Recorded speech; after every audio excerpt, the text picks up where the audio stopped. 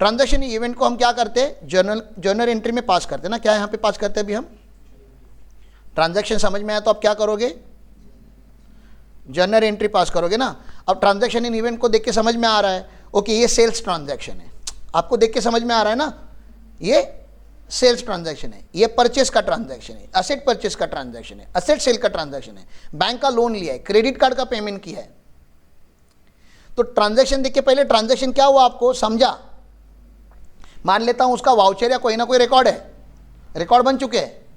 अब उसको आपको किस में कन्वर्ट करना है, जर्नल एंट्री में। और जर्नल एंट्री में कन्वर्ट करने के लिए आपको अकाउंटिंग रूल आने चाहिए, आपको पता होना चाहिए रियल अकाउंट क्या है, नॉमिनल अकाउंट क्या है, पर्सनल अकाउंट क्या है। तीन ही तो अकाउंट होते हैं, हेलो, तीन ही अकाउंट होते हैं। और यहाँ पे आपको ट्रांजैक्शन को रिकॉग्नाइज करना पड़ता है। हम 4 ही टाइप के ट्रांजैक्शन करते हैं बिजनेस में। कौन से 4 टाइप के ट्रांजैक्शन है बेटा? या तो वो इनकम होगा, या तो एक्सपेंस होगा, या तो वो असेट होगा, या तो वो लाइबिलिटी होगा। तो ये ट्रांजैक्शन इन इवेंट को आपने जब आइडेंटिफाई, पता है ना आपको, जब टैली में एंट्री मारते तो receipt, payment, sales, purchase, ledger अलग अलग होते हैं।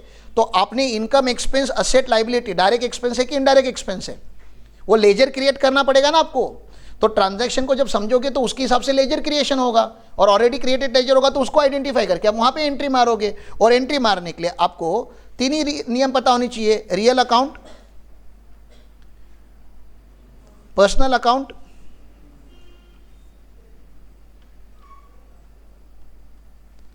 And nominal account.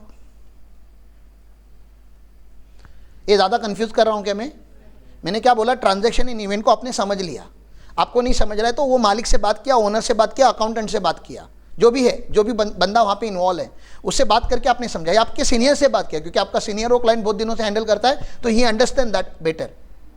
ओके, तो ट्रांजैक्शन इन इवेंट आपने समझ लिया, बिजनेस का नॉलेज आपके पास आ गया। उसके बाद आपने जर्नल एंट्री समझी। जर्नल एंट्री 4 ही टाइप की हो सकती है, इनकम, एक्सपेंस, असेट या लाइबिलिटी। उसको रिकग्निशन ऑफ ट्रांजैक्शन बोलते हैं हम टेक्निकल टर्म्स में। वो उसकी जर्नल एंट्री पास करने के लिए आपको रियल, नॉमिनल अकाउंट्स के रूल पता होना चाहिए। रियल अकाउंट मतलब जो असेट के साथ डील करता है, debit what comes in, credit what goes out. Nominal, personal account जो होता है वो डेटर्स एंड क्रेडिटर्स मेनली उसके साथ डील करता है, ठीक है ना। पार्टी लेजर जो हम बोलते हैं ना, पार्टी लेजर जो होते हैं वो पर्सनल अकाउंट होते हैं। तो debit the receiver, credit the giver, वो रहता है। एंड देन नॉमिनल अकाउंट में debit all expenses, credit all income. तो सारे एक्सपेंसेस का डेबिट बैलेंस ही होता है और सारे इनकम का क्रेडिट बैलेंस ही होता है। तो आपको ये समझ में आना चाहिए। तो यहाँ पे डेबिट क्रेडिट की भाषा आप बोलना सीखते हो जर्नल एंट्री के लेवल पे। जो नॉन कॉमर्स बैकग्राउंड है उनको भी वो समझ में आ सकता है, प्लस माइनस है। डेबिट मतलब प्लस एंड क्रेडिट मतलब माइनस। प्लस में प्लस करना होगा तो हम बोलते डेबिट करना है, प्लस में माइनस करना होगा तो हम बोलते क्रेडिट करना है। क्रेडिट में प्लस करना होता है तो क्रेडिट में क्रेडिट करना होता है, क्रेडिट से माइनस करना होता है तो क्रेडिट को डेबिट करना होता है। तो there is a accounting rule and there is a American rule. बहुत बेसिक्स है, आप सीख लो, कभी ना कभी लाइफ में यार ये सीखना ही पड़ेगा। आपको समझ में आना चाहिए, प्लस करना है, मुझे अकाउंट का बैंक का बैलेंस बढ़ाना है तो ऑब्वियसली डेबिट करूंगा क्योंकि उसका ओरिजिनल बैलेंस डेबिट है।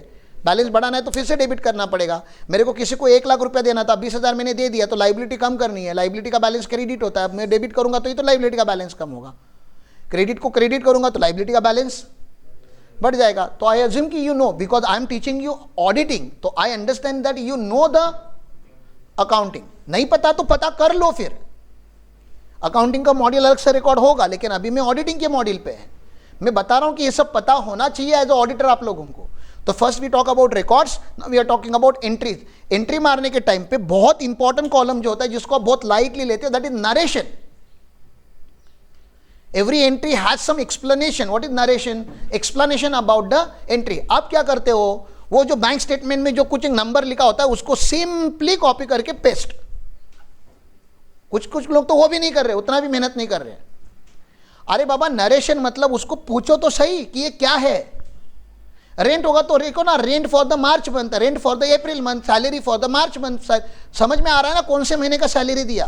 किसी को एडवांस दिया होगा तो क्यों एडवांस दिया, पूछो और लिखो उसमें कि इसके लिए एडवांस दिया था। तो narration is an explanation about the transaction that has happened and that you have recorded. तो नरेशन को बहुत लाइटली लिया जाता है। आपका एक कॉमन क्वेरी होना चाहिए कि आपके बिजनेस में नरेशंस नहीं लिखे जाते क्योंकि आपका अकाउंटेंट डम्ब है। नरेशन नहीं होगा तो सेल्फ एक्सप्लेनेटरी थोड़ी ना क्या होगा अकाउंट्स।